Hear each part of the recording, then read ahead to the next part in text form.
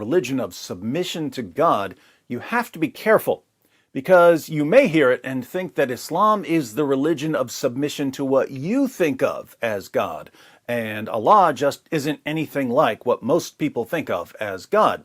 If you believe that God is an all-powerful, all-knowing, omnipresent, infinite, perfectly good being, that just isn't the God of Islam. If you read Islam's most trusted sources, Allah sounds more like the genie from Aladdin. He shows up to grant Muhammad's wishes, usually sexual wishes, or he sounds like Loki, the Norse god of trickery and mischief, or he sounds like Satan. He doesn't sound like God.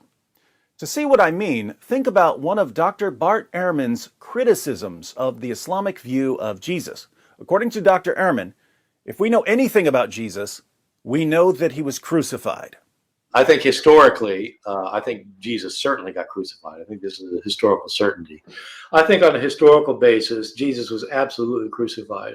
I think that there is, as a historian, there's almost no doubt about that. But according to Islam, Jesus wasn't crucified. Muslims do not believe, the Quran says, that Jesus didn't really get crucified. He didn't really die. That it was somebody else who got crucified in his place. And so that's, yeah, well, that would be something that... So Dr. Ehrman is convinced that Jesus' crucifixion is a historical certainty, but Muslims claim that it never happened. This means that Dr. Ehrman is wrong according to Islam, doesn't it? Now, here's the question for Muslims, and at the end of this video, I'll expand it to 4 questions for Muslims. Why is Bart Ehrman so incredibly wrong about something he regards as a historical certainty? Now, I happen to know from long experience that this is when a bunch of Muslims will jump in and say, "But you think he's wrong about stuff too, David. You think he's wrong too." Not the point at all. Everyone disagrees with everyone else about something. Ehrman is an atheist. Obviously, Christians and Muslims are going to disagree with him on all kinds of things. But that's not what I'm talking about here. When someone is wrong about something, especially something important, it makes sense to ask why he's wrong. How did he come to a false conclusion? And according to Islam, there's a very clear, very specific reason that Bart Ehrman is thoroughly convinced that Jesus died by crucifixion. What is that reason? According to Islam, why is Bart Ehrman convinced that Jesus died by crucifixion? Well, according to Islam, Jesus wasn't crucified. Instead, Allah took him safely away to paradise.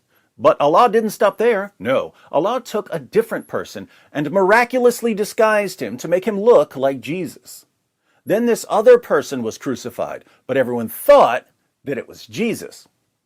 The Christians, the Jews, and the Romans all believed that Jesus was crucified because Allah tricked them into believing that Jesus was crucified. So we ended up with lots of early sources reporting the crucifixion of Jesus. I think the crucifixion of Jesus is probably the best attested, one of the best attested events of his life. It's found all over the place in our early sources. It's even mentioned by non-Christian sources. So, according to Islam, why is Bart Ehrman thoroughly convinced that Jesus died by crucifixion?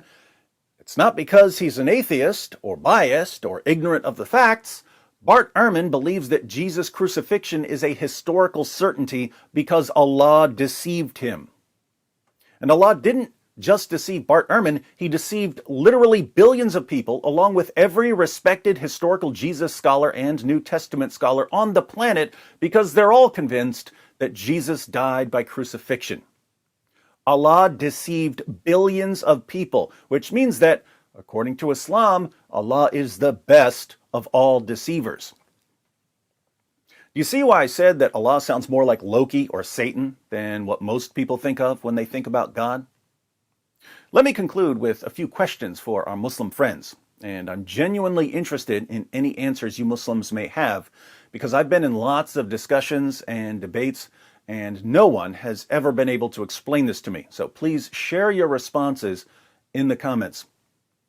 First question: why did Allah deceive Bart Ehrman and literally billions of other people. Why did he do it? What was the purpose? Jesus was taken safely to paradise. Allah could have left it at that.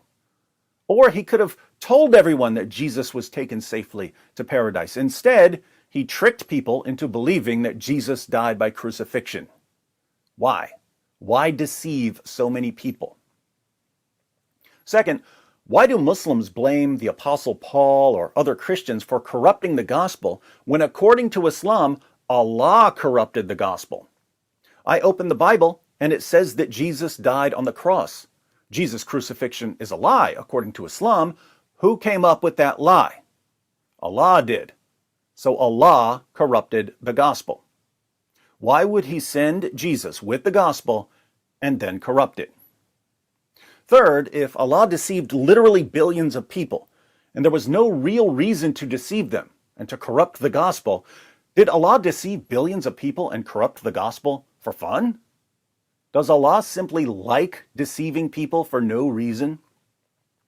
Fourth, if Allah deceived billions of people simply because it amuses him, if he corrupts the message of his own prophets just for fun, if your God is a cosmic trickster,